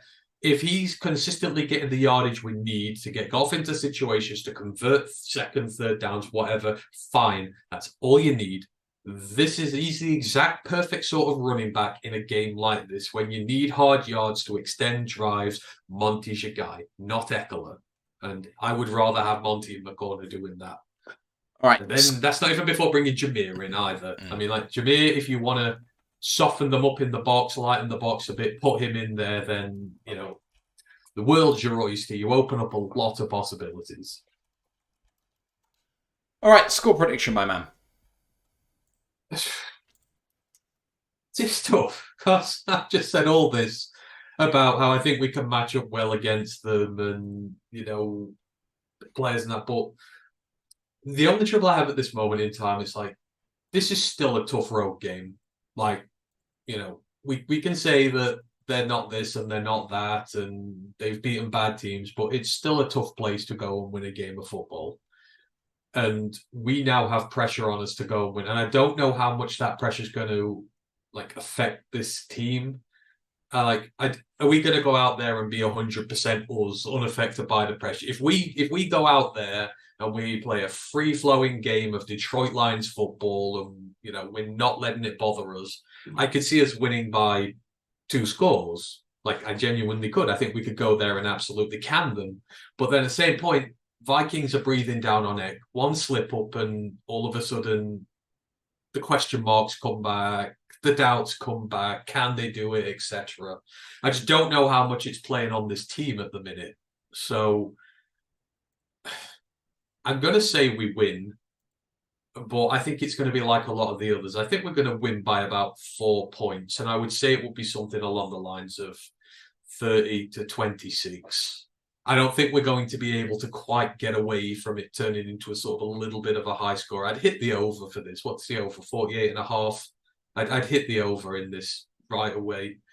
And I don't think we're going to be playing our free-flowing best because there is a bit of pressure on us and, it's going to show. But I think we're going to win still. But it'd be about 4 points. I disagree entirely. I think for all the reasons we've stated, there's no reason to fear this team. And actually, I just feel like we match up with them on both sides of the ball pretty well. It feels horrible to say it because you're setting yourself up for a fall, but I'm not going to go down the route of saying it's going to be a close game because I just genuinely don't think it will be. I'm going to go 38-20. I really think that we can put the hammer down on offense and control possessions, and I think we'll put them under a lot of pressure and force mistakes. And I think we need to. I mean, for as much as we've gone to Arrowhead and we've gone to Lambeau and won, if you're a serious team, you've got to go and beat this level of Chargers team on the road. And if you can't, then I think questions do have to be raised about your legitimacy as a serious contender in the postseason. Like, Miami have been there and won. Dallas have been there and won. I think we're a better football team than Dallas. Maybe not as good as Miami, but I think we're in that sphere. Like, we're certainly in the sphere above the Chargers. And we're in the sphere near, like, where the Dolphins and that are. So if they can go there and do it, we've got to be able to go and do it as well. So and that's the only reason I say it might be a little shorter. I mean, if I know they're going to go there and just play the best stuff, then I know we're going to absolutely kick them. But you just don't know how it's factoring in, because the longer this season goes on and the closer you get, the pressures are going to build every single week from now. It's not going to go away unless the Vikings start losing and we get a more comfortable lead. Whatever that sits at a 1-game lead, it's going to cause a lot of butterflies. Yeah, all right. Okay, so we have got one question which was from the top of the show by Mile Marker saying, how are we going to handle their sneaky safety blitz, which is a bit specific. If you guys have any other questions, make sure to at us and I'll get it in at the end of the show. Any thoughts on that? Because they are partial to a safety blitz, and we have not picked them up well this season. Just sneak a man off the edge and throw it over him. That's the easiest way. It is. Yeah. Like getting those blitzing safeties off the edge, the best way to do it is just to chip a man off the edge and throw it to him. And like I said, Goff is throwing with the best anticipation in the NFL at the minute. Yeah. Like it's beautiful to watch how he does it. And then all of a sudden you've got to sit them back. Because if you do fade guys out there, and this is where the motion comes in. If you see Derwin James lining up on a blitz or something, like Raymond, on you come, round you go. He can't come then. He's got to go with his man. There are ways to counter it. And again, this all comes back to the whole thing about motion. I think if you use motion, you stop them from being able to do some of the stuff they're good at. If you're constantly going out to the perimeter, you can't just have Khalil Mack and Joey Bosa on the field all the time if you ain't going down the middle. You'll force them to have to up what they're doing. This is where Ben should get creative with his play calling, but use your playmakers. Use Jameer, use JMO, use Raymond. These are the guys you want to be using this week. They say just to throw them off and stop them doing that. And again, that's why teams like the Dolphins have gone there and been successful, because they do that. They have these weapons to be able to stop the Chargers defense doing what it wants to do. If you fall into their trap and you keep falling third and long and you keep allowing them to send these blitzers and that, then you're at their mercy. All right, we are going to take the questions and talks about the rest of Sunday's games off the audio pod. So we're going to wrap up the audio show now. And if you want extra time with us, you're going to have to come and watch us on YouTube and Twitch. Our next episode is the live reaction show, me and Ash on the call on Sunday for the game starting at 4 o'clock Eastern time. Review show is going to be Monday, and then of course the college football podcast will be back reviewing week 11 after tomorrow's games. Socials, Royal Lines UK, you can find us there on YouTube, Twitch, Facebook, Instagram, Twitter and TikTok, and the group for worldwide fans on Facebook is Detroit Lions Fans UK, one pride worldwide. The website is rotluk.com, and you can find all the latest articles there, including Ash's preview articles, and you can subscribe and rate us 5 stars on your podcast provider. It's a big help to us. If you're on the live chat, stay right where you are, but for you guys on the audio pod, we appreciate you guys listening very, very much. And it's going to be a great game, mate. Good luck. I hope it goes well. And for everyone as well, I hope you have a good weekend. But for now, let's go Lions, one pride. Screw the Bears. Recording stopped. And we've got quite a few questions, actually, which is good. I've not said anything negative about Bears as of to this point today, so I had to fit that in before the end. I did like that. I like that very much. Oh. We've got another question from Mile Marker. And he asks, will the defensive scheme be flexible enough to adapt to a mobile quarterback? Last we saw, the defense didn't change much play after play, banging their head against the wall. Specifically referencing the Baltimore Ravens game, I guess. Is Justin mobile? I don't feel like they run him very... I think he can be if a pocket collapses, but I don't feel like they design much for him in the way of running the ball. I don't know what his running stats are, but I would hazard a guess that like he's not broken 100, 150 yards this year. I could be completely wrong, but... Rushing the ball. For me, Herbert is a stand and deliver pocket passer who has the ability, if needs be as a last resort, to go and run the football, but it is a last resort. again, I might be. I don't watch too much Chargers football, but from what I've seen, that would be my assertion of him. Herbert has 98 yards on 32 carries and There 3 you go. touchdowns. He leads the team in rushing touchdowns. So what that shows is in the red zone, you've got to be very careful with him. But between the 20s in the open field, I don't think you have to worry too much about it. But you scheme when you get into the red zone, because that's where they're dangerous. Like we said, maybe they don't have the biggest deep threats in the world, but those tight ends, the guys they've got at receiver, when you get in the red zone, all of a sudden they're a very dangerous unit. And people like, oh God, we've got to watch Everett, we've got to watch Keenan Allen, and they forget about the quarterback. And that's kind of the glorious thing about it. If some teams, I love what they do with Herbert in the run game, in fairness. He can do it, but they completely hide it so that people forget about it. You do it so infrequently that teams can't set a man on him. You can't set a spy on him because it's pointless. So you've got to be careful in the red zone against them.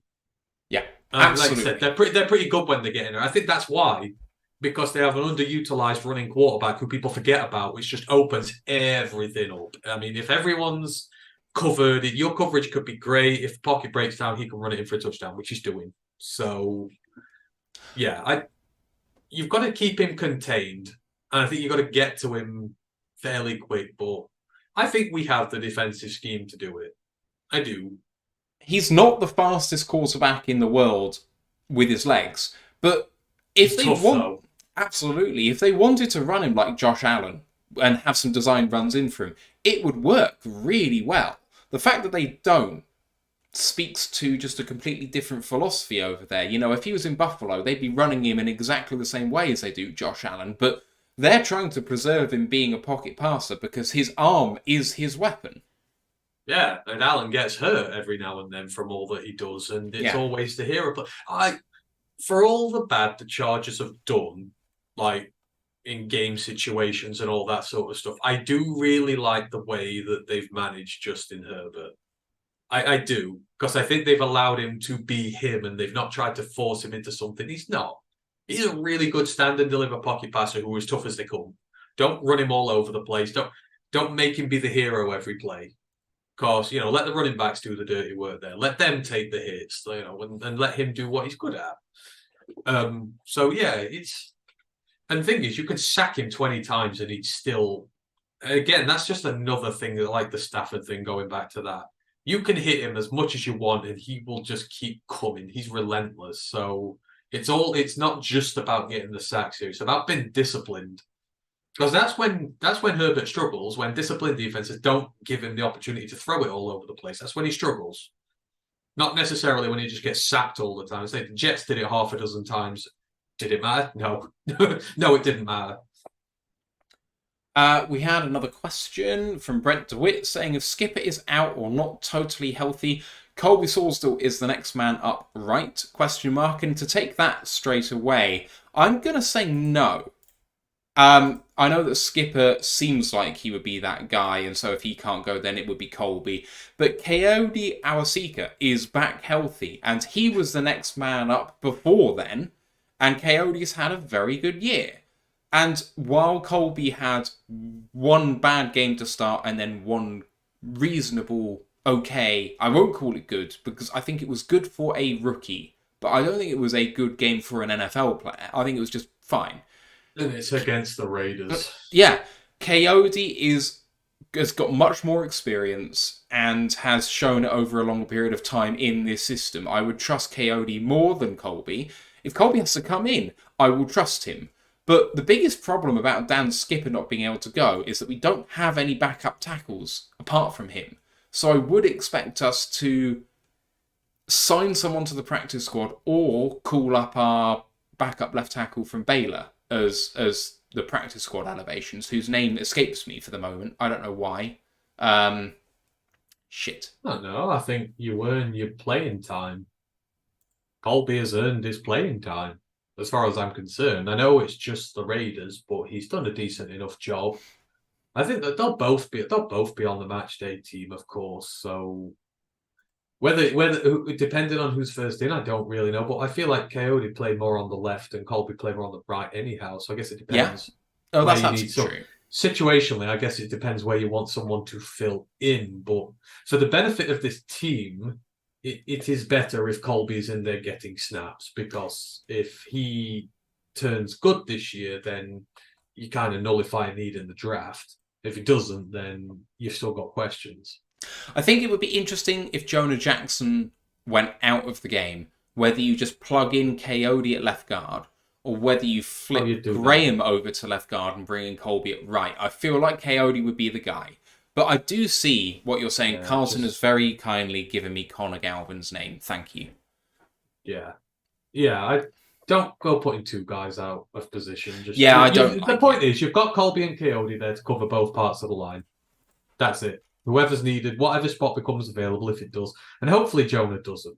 I mean, Jonah's had a pretty healthy career up to this point. He's had a full bye week off. He's had a few weeks off. And he's a tough so-and-so. So I would expect him to be much of an issue for him. I think he'll be fine. Yeah, I hope so. I hope you're right. Final question before we get out of here is by Lisa Di Lorenzo, who says, in order to feel like we can beat the Cowboys, as you were talking about a moment ago, we should be able to beat the Chargers by a large margin. However, do you really feel like we will beat them by a large margin? So we gave our score predictions. Ant gave it close. I gave it large. However, Ant, you did talk a big game about liking the matchup. So what do you think? It's not that. It's what effect does pressure have on this team? That's the unknown variable. Because pretty much everybody on this team, a lot of it's young, a lot of it's drafted by us. This is the first real pressure point. You are off your bye. Chargers have played this week just gone. You've had a week to rest up. You are on the road. You have just a one win in the conference. If you go and lose to the Chargers now, and let's say the Vikings win, then makes it very interesting. It makes it interesting because you've got the Vikings 2 of the last 3 weeks of the season, and the longer it goes on, and if you get to the last 2 weeks and it's still one game and it's in the Vikings' hands, or not in their hands, but they have the power to be able to reverse that. Pressure does a funny thing on teams, and you've seen teams in the past respond differently to pressure. And I'm not saying our team can't, but whether you like it or not, this is a new situation for them, especially the third-year guys who've just been used to losing. And, you're on the road at SoFi against a good team. You get down a couple of scores, and all of a sudden that pressure just ramps up a little bit, and you just don't know how it's going to react. I say this on most of the pods now. It's like, I always urge on the side of caution because you wonder how are they going to adapt to it? Like, how are they going to deal with the pressure? Yeah. So I think it will be close for that because, I mean, if you're the Chargers, I guess you've got nothing to lose. This is what, their third home game in a row now. They'd be, I guess they're under pressure themselves. Yeah, massively. But, they've been to the postseason more recently than we have, and they've got a little bit more experience there, and they've got 3 killers on the defensive line who have been there, done that, who are some of the best at the trade, and they're just those little things. So I agree. If this was just no pressure, if these two teams met on a field tomorrow and played a game of football and there was no extenuating circumstances outside involved, we'd kick their ass. I genuinely believe we'd kick their ass. But with any given Sunday and all this stuff in there, I just think it's going to be closer than that. Yeah. But I think the win will be very symbolic because then you're playing the NFC North. And if you can go to the Chargers and win on the road, you're going to kick the Bears' ass at Ford Field next week. And then, you can stretch the lead. And then I think those nerves become confidence. And that's the hump we're trying to get over at the minute. So that's why I think it's going to be close. I know that the Bears and the Jets, they didn't concede much. For their first 6 games, they conceded 36, 27, 24, 17, 20, and 70, and 31, sorry. Like, their defense doesn't keep games short, apart from against terrible teams. So I really think we're going to put the points up on them. I don't think they'll be able to hammer us. I really don't. But yeah. Okay, so we're... Yeah, and thanks to Sky blacking out this game again, you bastards. So obviously we're playing at 4:05 Eastern which means that we've got 2 games before us. So there's Colts Pat for the Germany game at whatever that 9:30 a.m. Eastern. But then the 1 o'clock slate, there's a couple of interesting games in there. Anything catch your eye? There's Texans. Bengals, Texans. Yeah. I'm calling me very intrigued about the Texans now. Again, because CJ is performing incredibly well. Like, I went on record as having massive doubts about him coming up just because of the lack of... He had a better receiver core last year in college. That is just a simple fact. He had better, but he's come up here and he's got guys like Nico Collins, who we know has got talent. And he's I love bringing Nico Collins. He has, and I don't think he's had a fair shake of the stick. And actually, they've discovered that they have some weapons there who have just not had the quarterback to be able to do the job for them. And he's gone into that room and he's performing very admirably. I'm with those who say he's in the MVP conversation. I genuinely believe he is in the MVP race. And this is going to be a very interesting one this weekend, because against the Bengals, like, they're at home, are they not? I think they're at home, aren't they? It is at Cincinnati. Oh, are they on the road? That is a big scalp. I mean, what do the Texans have to lose in that? They came in with no expectations this season. And maybe they're harboring them now, but I still think they're in that part of the build. First-year rookie quarterback, where actually you're under no pressure. Everything's on the Bengals here, because the Bengals have been fighting from behind. And they're at 3 defeats, aren't they? So you're at 5-3. Texans are 4-4. 4-4. No, I mean the Bengals. Oh, Bengals are. The Bengals are 4-4. I think they've had 3 losses. 5-3. You're right. Yeah, they've won 4. You're in a very competitive conference with the Ravens, the Browns, even the Steelers. Somehow, you can't afford to lose games, but you've got this young upstart team who've got no fear coming to you. You've got T. Higgins out. You've got Chase injured and not really at full health. I could see an upset there. I think that is immediately where my focus will go this weekend. It's just, like, you remember our first year when we started winning games at the end, and it was like our team was young and fearless and had nothing to lose against teams who did. I think it was the Vikings we tanked and messed their season up. It just smacks of something like that, because the Bengals have been good, but they look vulnerable. So I'd be looking at that, and then outside... I reckon the Bengals are a top 5 NFL team the way they're playing right now. They looked awful the first couple of weeks when Burrow was on one leg, but since he's come back and he can actually run again, I think they've looked absolutely legit. And I'm worried about that Bengals team down the stretch. I think I have penciled in as the AFC Championship game right now, Bengals-Jags. That is, Ravens are in there too. Bengals, Jags, Ravens are my favourite 3 AFC guys right now. Not the Chiefs, not the Bills, not the Chargers. And that's interesting, because Jags on the road against the 49ers. Oh, that is the game I'm going to watch. But that's also there. I just, like... Every single game on the 1 o'clock slate has something interesting to it. Houston, Cincinnati, okay. I'm not watching the Saints again. But Saints-Vikings is a game of equal teams. Equally fraudulent teams. It should be a feisty, interesting, close game. And I don't want the Saints to win. No, I don't know who I want to win that. Oh, I want the Saints to win. I want a tie.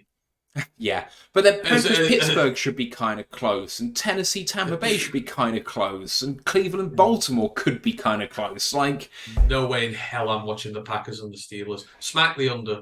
What's the over-under in the Iowa game this weekend? 28. I think it'd be lower for the Packers and Steelers. Don't they have like one of the lowest over-unders in the NFL in some time? I'm pretty sure I read somewhere their over-under's about 38. And that is one of the lowest in some time. And I could smack the under on a 38 in the Packers-Steelers game. Like, I happily would. Steelers is... I'm pretty sure it was 38.5 last time I looked. Bet365 have it at 39. Oh, well. Pretty just close. About there, then. I mean, not many NFL games go below 40. No. Really? No. Well, both teams can't score 20. We're 48. Yeah. So that's going to be like garbage in the week. I mean, can you imagine watching that Steelers offense and Jordan Love? Jesus. It's rough, isn't it? That's, if your kids have been naughty, you'd send them to watch that game. Oh, you want to watch a football game? Great, watch this. And then 2 hours later, they'll come to you going, I'm sorry, I'll never do it again. Please just don't make me watch the Steelers offense one more time. That's how I feel anyhow. I feel like I've been bad when I watch them. Yeah. So I refused to watch the Bears and the Panthers last night Oh, because yeah.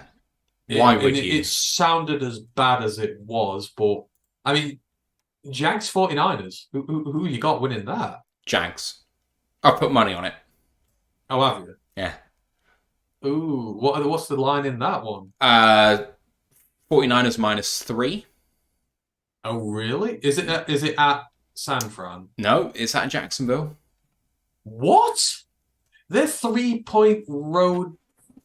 Yeah. I'm gone. The Jags have won more games. Jags are 6-2. Yeah, I know. It's totally nuts. So there's and they're coming off a bye. There's a few lines of real interest here. Yeah, they're coming off a both. Both teams are coming off bye. Oh, so it's that seems disrespectful. Though. It does seem disrespectful. The other disrespectful line this year, and I know the team is fraudulent, but they are playing a team that aren't good. Atlanta at Arizona, Falcons favored by 1 on the road, and I'm like, I know that the Cardinals are frisky and they've got Kyler Murray coming back, but they're only 1-point favourites, Falcons? Come on, they're a much better team than that. I know the coaching and Arthur Smith is really bad, but surely the Falcons have to win that game. I mean, why didn't Sky want to watch that instead? I mean, who doesn't want to watch the Falcons Cardinals compared to the Lions and the Chargers? Oh, they put the Cardinals on if it was Josh Dobbs at quarterback. Oh, of course they would, absolutely. And you got Cowboys and Giants. God, I read that line was about 19, was it not? 16.5, but it's the highest it's been this season in any game. And is it Tommy DeVito playing? Tommy DeVito's the starter with Matt Barkley as the backup. God, there's some dross starting in the league right now, isn't there? Yeah. What's the late? Oh, yeah, and the late games, the Raiders, the Jets. Who the hell authorised that? Why couldn't they have put us on Sunday Night Football instead? Yeah. Jets, Raiders. I mean, your primetime slate this week has been Bears, Panthers, and Jets, Raiders. Jets, Raiders, and then Monday Night Football actually is the most interesting of the three by far because Buffalo team struggling and a Broncos team that's decided they're woken the fuck up. Broncos are frisky. Are the Bills favoured in that? They're favourite. But still, the Broncos defense is legit. Finally. They've turned it around completely. Yeah, Thomas is right. Primetime games have been a joke recently. The last 2 Thursday night footballs have been Steelers, Titans, and Bears, Panthers. Now, yes, we get Ravens, Bengals next week, which is fantastic, and I will stay up for that. But they've been some trash balls. If I'm Amazon, I'm cancelling my contract with the NFL now. They give them nothing. I mean, have you seen all the memes going around today that they were interviewing, what was it, Jason Kelsey for a full quarter during yesterday's game, the Amazon broadcast crew. They were interviewing him for a full quarter. He doesn't even play for one of those two teams. It's just there's a football game going on. Watch that while we interview Jason Kelsey. That moment where ask him 50 questions about his brother's romantic liaisons. I don't know if it came from yesterday's interview or not, but the number of times I've seen him do the maniacal laugh. And I don't know if you've seen that clip, but it's fucking hilarious. He said someone was holding on to him too long. And so he was getting mad, going, "Get off me, man," in his head. But instead, he decided to react by just laughing like a fucking lunatic in his face. And he demonstrated the laugh. And it was like, holy shit, what has happened? And all you can see, the entire panel just go... just carry away from it. It's so funny. It's really good. I insist you watch it. Oh my lord! Yeah. Anyway, there's got to be some fun. Ravens, Browns. I mean, that could be good. Ravens. Yeah, I mean, one of the best defenses ever versus a Ravens offense led by PFS MVP so far. I just can't get over the fact that the Steelers have the worst defense in that conference, and it's legitimately good. Yeah, and the Steelers' defense would be a top 3 unit in the NFC. It's not even a top 3 unit in its own conference. the Steelers' defense would be joint with us at the top, I think. One of the reasons why they haven't been as good as they could be is because they're only just getting Cameron Hayward back this week, apparently. So that's going to make a big difference. But yeah. Anyway, it's 10 past midnight, and I am going to go. And you've not eaten. I need to edit the show, so we are going to call this one a show. Guys in the chat, thank you for sticking around with us, especially for the chat before and after. We'll see you on Sunday for the live show, and then the review show on Monday, and the college show following that.